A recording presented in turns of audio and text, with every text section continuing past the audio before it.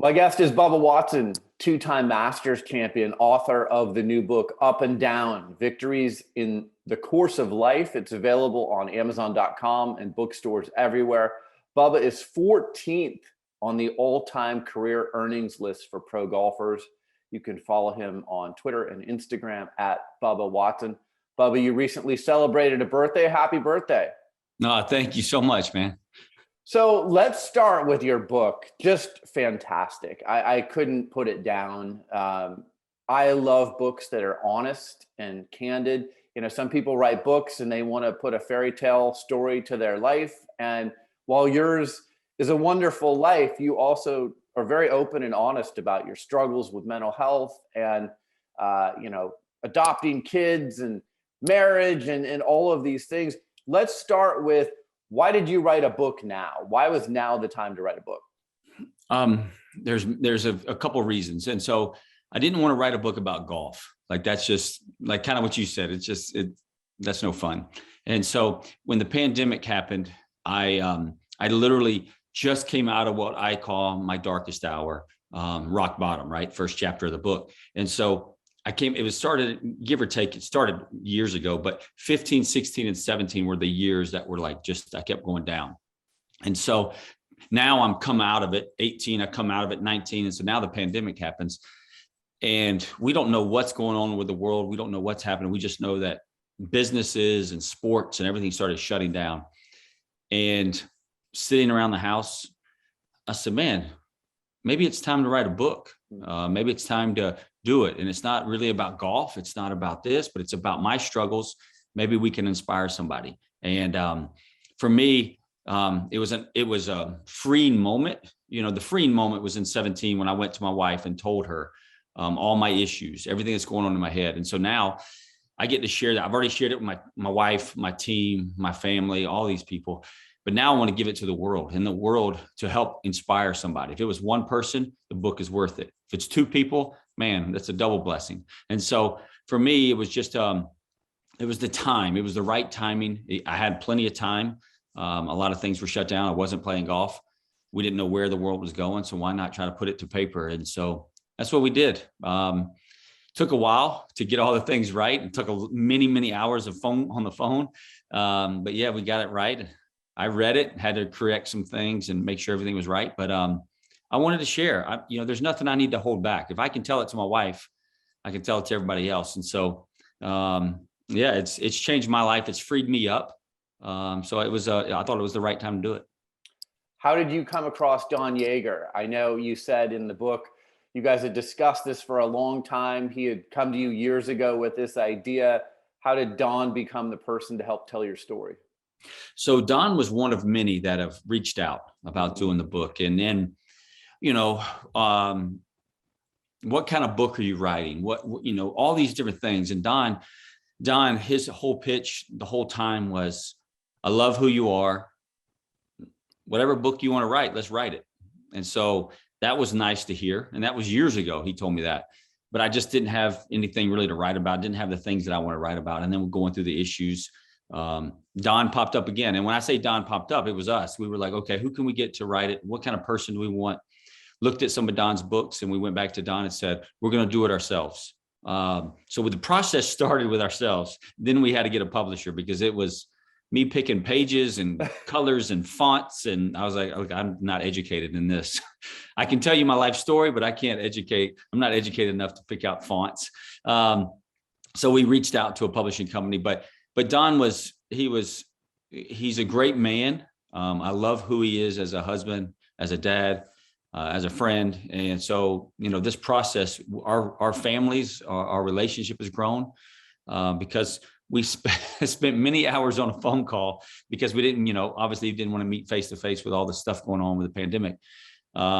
So Tuesdays and Thursdays were our days and my kids knew it. I locked myself in the office and talked for hours at a time. And somehow we got through the book. Well, I'll tell you what, you said you wanted to inspire one or two people. You inspired this guy right here. So, oh man, thank you. There's one person right there. And I know people are going to read this and, it's going to help them a lot. One of the things you talked about with me when you were on Sports Business Radio with me last time is mental health and, the importance of being able to talk about mental health now.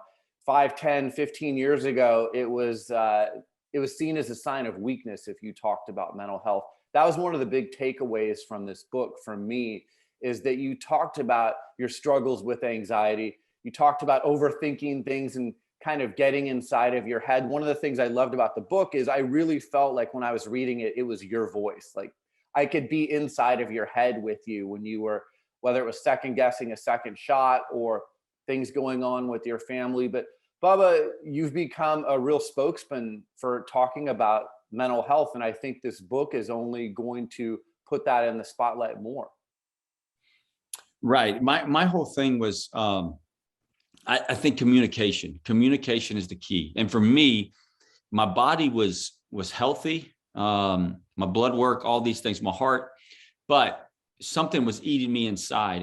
And I had so many things going on I had to share. And for my relationship to be where it should be, my marriage, I had to tell her, I had to let her know what I was going through. It's not that I was trying to be distant from her. It wasn't I was trying to be distant from my kids. When I'm sitting there at dinner and I've got all these things going through my head, I'm losing weight. I mean, obviously she could see something was going on. And so I had to voice it. And going back to being a man, I don't feel less of a man. I feel more of a man. My wife is closer to me now. Mm-hmm. We understand each other better now. And now we're free to talk about things. She's told me things about her.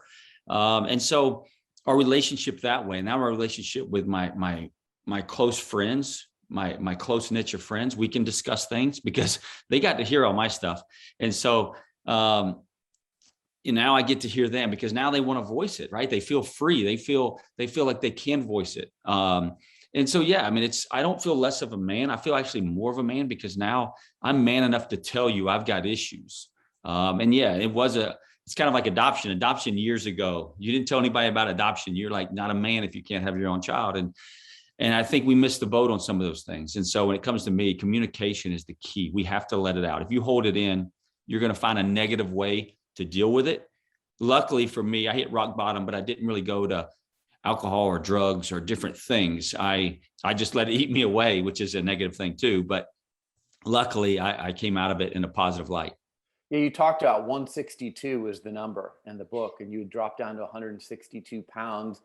I found it really compelling. You talked about, how when you lost your dad, he had dropped a lot of weight. So it sent off the alarms within inside of you that, oh my gosh, I'm losing weight. Maybe I'm going to die too. What was that like, and how did you recover from that? Because that would bring a lot of people down to a point where they can't come back. 100%. So my dad in 2010, he was give or take 190 pounds. And then when he passed away in 2010, he got down to 90 pounds, 90-ish pounds. And I remember bathing him 3 days before he passed away. And I could see the vision. So when I looked in the mirror, when I looked at that scale at 162, when I looked at the mirror, I could see my face. I could picture him, and I could picture his, from the day that he told me he had cancer to the day he passed away, the change in his face and structure. And I could see that with me. And so what is the first thing, if you got mental thoughts going on, first thing is I got cancer.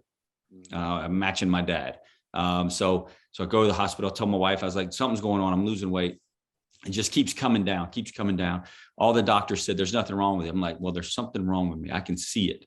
And so, yeah, when you see that bone structure or the face just, and everybody's like, man, you look great. I'm like, no, I don't. And so, I just kept seeing that and visioning that. And then, so when I fell to my knees, I saw the scale at 162. I see myself because the scale's by the mirror. Bathroom's about 15 feet away from my bed. And I fall to my knees right next to my bed and lean my head on the bed and just say, God, take me, because I don't want to go through this. Because I saw what my mom went through. I saw what I went through. My friends they saw my dad as well. And then now I don't want my wife to go through this. I don't want my kids to go through this. And so I'm like, just take me. Let's end it. Let's let the struggle just go ahead and end. And then when I said that, though, because my mind works so fast, when I said that, a light went off. And I'm like, wait, is this the last 10 minutes you want to spend with your wife or by your bed when you could be in the kitchen? My wife was in the kitchen at the time. should you be in the kitchen talking to her, showing her so much love that she is excited about the new chapter in her life? And the same thing with my kids. And I was like, I'm wasting 10 minutes. If I have 10 minutes, I'm wasting that 10 minutes. So that's when I just went in there and just confessed everything. When I say confess, it's not like I did anything wrong, but I was letting the world eat me up. And so I had to do that with my kids. But then it was like that light that went off was like 10 minutes. What if you have 30 minutes? What if you have 30 days? What if you have 30 years? And so that's really what got me off the floor, thinking about, I've got to be better for them. I'm the leader of this household. And how can I be the leader if I'm here pouting? If I'm here asking God to take me? Not that I wanted my life to end. It's just, that's where I was. I didn't want them to suffer like I was suffering right now. And so that's really what that light went off, and I, got off the floor, and it didn't happen like in the first 10 seconds. I mean, it took me a second or two to be like, hold on a second, but my stomach's hurting and I'm losing weight and I'm like, forget that. Let's go in here. And that's when I just told her everything and broke down, cried a lot. She cried a lot, and she said, I want to help you. And here we are today talking about the blessings of my life and of the book, that trying to inspire people. Well, like I said, you're going to inspire a lot of people. One of the other parts of the book that really struck me is, you talked about your childhood, Bubba from Baghdad, and, there weren't huge expectations. You were a very good young golfer, but no one ever said, hey, this guy's going to win 2 Masters.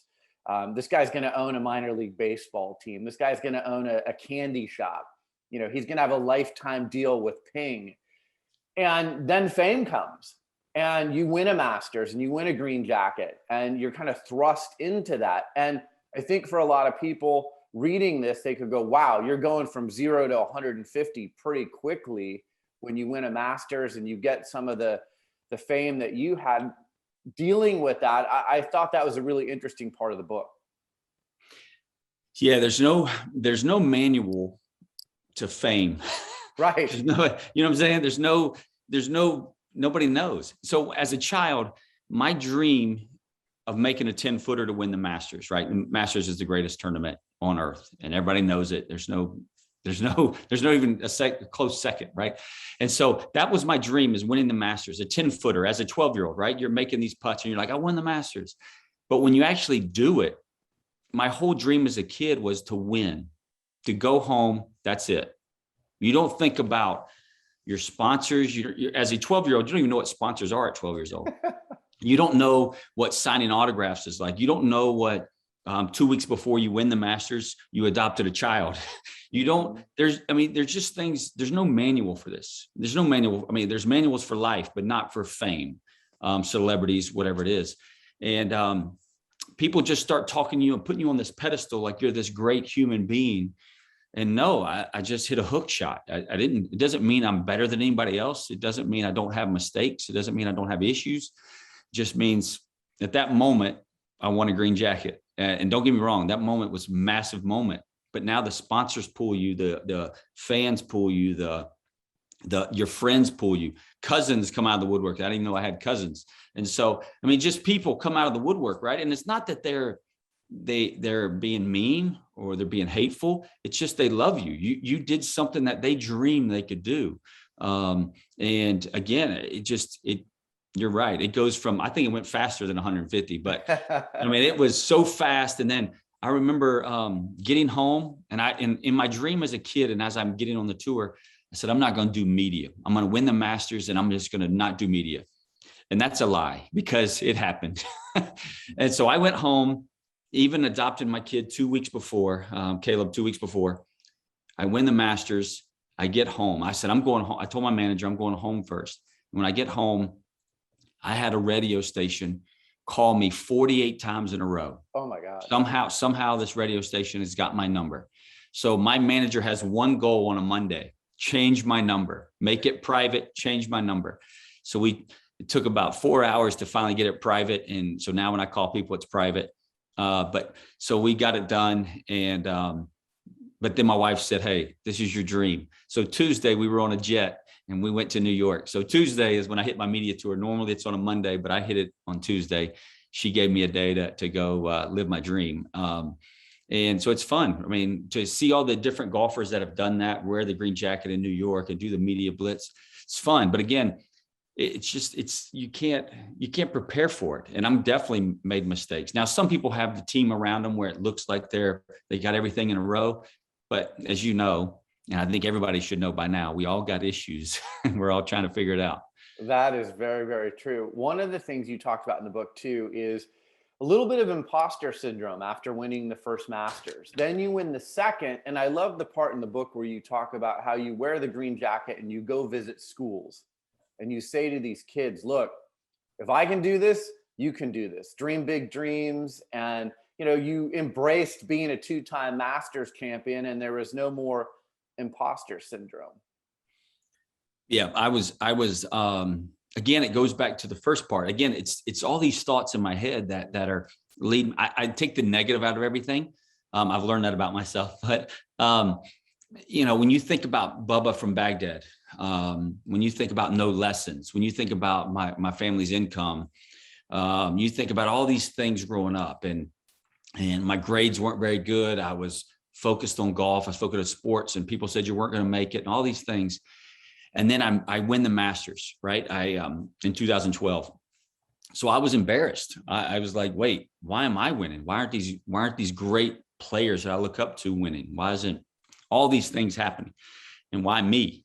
And so that's where I went. I went to a negative place in 12. I want to hide the jacket. I didn't want people to bug me about it. I didn't want my friends to see it.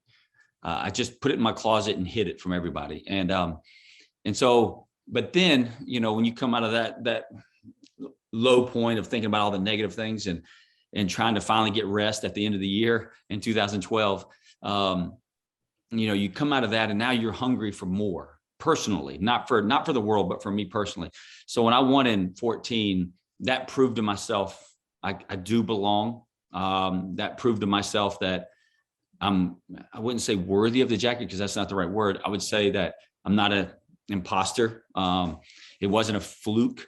And so I wanted to do it differently. I knew I didn't handle it the right way personally, and I didn't handle it the right way using the platform in the right direction. And so me going back to school, I got out of school in 01, graduated in 08, now with the green jacket. And it wasn't about golf. Who cares about golf? It was about whatever you want to do in life. Trying to encourage them and whatever that is. I mean, if it's a kid sitting there who wants to be a teacher, great.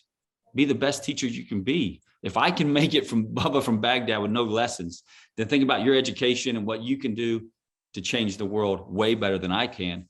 And so that's what I was trying to do, is inspire. So in 14, it was more about trying to inspire that way, you know, and hopefully do the jacket the right way, using the platform the right way.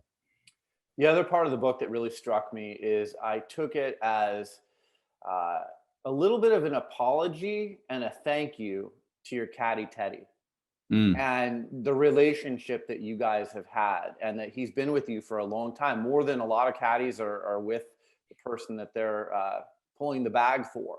You guys are friends, not just caddy golfer relationship, but he had to have some really candid conversations with you, whether it was on the course or off the course. I thought that was an interesting insight into your relationship as part of this book. Right. You know, the beauty of Teddy is that he is a strong man, strong in his faith. And he was a leader for me for 15 years. And for him to be able to forget his job, right? Like most people don't want to go to their boss and be like, hey, here's what I think you're doing wrong. And so for him to step out, realizing that he could get fired or he could do this or that, right? For him to do that, not once, but multiple times, shows how tough and strong he is as a man and who he is as a person. And I'm not saying he doesn't have flaws and everything that we've talked about, but what this was about is about me and him helping me grow as a man. Gosh, you know, there was looking back, you know, at Travelers, and I think it could have been 13. I'm not sure what year it was. It was one of those Travelers where I made a triple bogey on the 16th hole when I was winning. And it came across that I was yelling at him and I didn't like him and I was mad at him, you know, over the airway on TV. And so, yeah, I mean, you know, my whole apologies to him. I needed to keep apologizing to that or to him for that, you know, but yeah, I mean, for him to stick with me, knowing that I have issues, and him being a man to be able to tell me to correct myself and try to get better. Yeah, I mean, I applaud him. He led me for 15 years, and now he's going to hopefully, his whole dream and goal is to coach, but also lead some other young punk kid and try to make them win 3 Masters, you know? Well, it's a good part of the book. And again, a lot of people wouldn't put that in the book.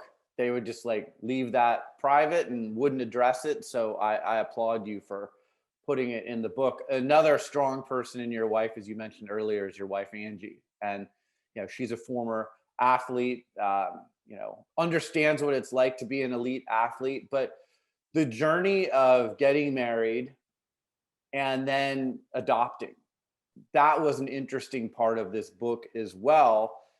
Like you said earlier in this conversation, sometimes people look at adoption a little bit different than if you have your own child. But I think, you know, you're providing an amazing home for your kids. I see, you know, you posted on Twitter the other day, you and your kids at the Waffle House. Like, it seems like you've got a great relationship with your kids, but the whole process, like, I felt like I was going through the process of adoption with you, because it's nerve-wracking and sometimes it doesn't always work out as planned. Yes. You know, we talk about one of the first or second date, you know, depends on which one you're talking to, me or her, but she told me that she can't have kids. And so, you know, it was, and I told her right then, I was like, well, God can make us have a family. You know, there's other ways to have a family. And so, yeah, I mean, when you think about adoption, when I think about adoption, I think about you're blessing some child. You're blessing some child that was born into a tough situation. And so it's not, I don't see it as a negative towards the woman or the couple that have to give this child up. I see it as they're actually trying to help this child the right way, or correct way, or the best way they know how. And so for me, I want Caleb and Dakota to be blessed. I want them to have a fun childhood, but I never want to steer them away. We've already shared with them that they're adopted, and they understand the story. She's only 6, so she knows she's adopted, but she probably doesn't register quite yet. He's 9, so he understands. He understands a lot better. And but we don't ever want to say, like, you can't see your family, you can't know your family later in life. Dakota's situation, they're homeless, so it's going to be harder for her to, you know, figure out, or us trying to help her figure out when she gets older, when she's you know, smart enough to realize and go search for them. It's going to be harder to find them. But so yeah, it's a grueling process. And then trying to play golf at a high level, trying to be there for a wife who's really upset that she wants to be a mom, right? And why is she not a mom? Why are people turning her down? I mean, yeah, it's a process. You know, we started the process, then my dad announced he had cancer to me, and then he passed away of cancer. So we stopped the process and we started the process again. So it was just it's a long process. And then getting turned down. When your wife looks at you and says, am I not fit to be a mom? Whew, yeah. That's a tough conversation to have with your wife. And sometimes all you can do is cry and hug her. And so I'm really good at crying and hugging. So that's pretty much all I could do in that situation, because it's a hard thing to be face to face with your wife and she's asking you, why can't I be a mom? And so not only can she not have her own kids, she can't even adopt, you know, when we got turned down a couple of times. So yeah, it was a long, tough process, a beautiful process in the end. Sometimes you go the tough road and it works out so much better than your plan, right? Our plan is always, we think is best, but it more than likely isn't. Yeah. Was there anything else about this book that you were like, you know what, I absolutely have to tell the story of this part of my life in the book? You know, looking back at it, there's always and everything you do in life, there's always second guessing. You know, I think I didn't hit on enough where my childhood was fabulous. There's nothing I would change in my childhood. I couldn't ask for better parents. They loved me. They took care of me. They did all these things, provided for me. But my issues in 17, my rock bottom in 17, I say it starts in 15, but really it started as my childhood, right? We take the negatives. We might not know we're taking the negatives, but later in life, you know, we're focused on those things, and we kind of learned it, right? We learn bits and pieces going forward. Your issue becomes an issue not right when it happens. It's because something else is happening in your life. And all those little things add up to this massive thing, and then you blow up. And so, you know, my childhood was phenomenal, but there was some negatives that I took. So thinking about the mental side of it, I mean, there's a lot of things. You know, my dad didn't want things behind him, didn't want, when I say things, people behind him. So when he had sat down at a restaurant, didn't want to go in an elevator because of his military background. You know, and it makes me appreciate the military even more. I appreciate them already, but it makes me appreciate them even more the more I hear my dad's story and think about my dad's story, because what they're dealing with stuff that me and you don't deal with on a daily basis. My dad was only in the military for a few years, did some crazy things. And man, I mean, you know, I'm hoping that one military man or woman gets to hear my story, and it helps them and inspires them to help other people in their military branches. I've been doing a lot of meditation. I ride my Peloton. I go to therapy. What advice do you have to our audience, our listeners, about how do you deal with your mental health? You know, you've talked about it in the book, you've talked about it in this conversation, but what are you doing specifically to try and help your mental health? So I've started training. Me and my wife actually train together. A big company, have a few things around the country, Exos, and they it just happens to be Dr. Andrews Exos are right here in Gulf Breeze next to Pensacola, so I can pop over there.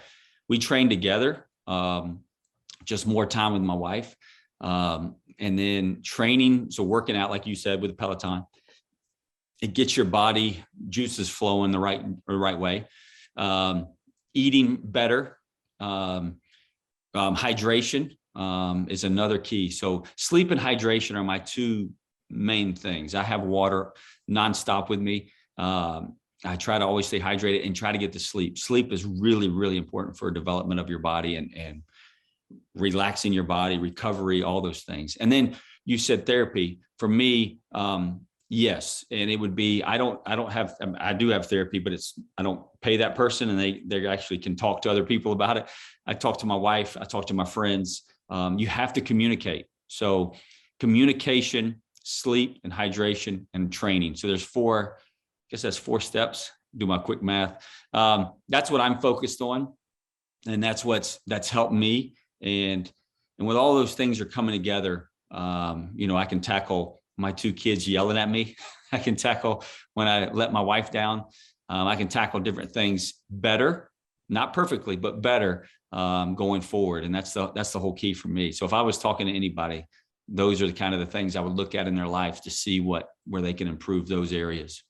Before I let you go, we traded direct messages on Twitter a few months ago. I had Bob Costas on, and he said, "Hey, before I retire, I want to call games for a minor league team. You own a Pensacola minor league baseball team. Have you and Bob been in contact? I've been wondering like how that worked out. Is he going to call some games for the Blue Wahoos?" So it's a funny story, you know, with the whole background. A guy that works at the Wahoos, the announcer for the Wahoos, his granddad helped Bob Costas, you know, kind of like mentor him coming up.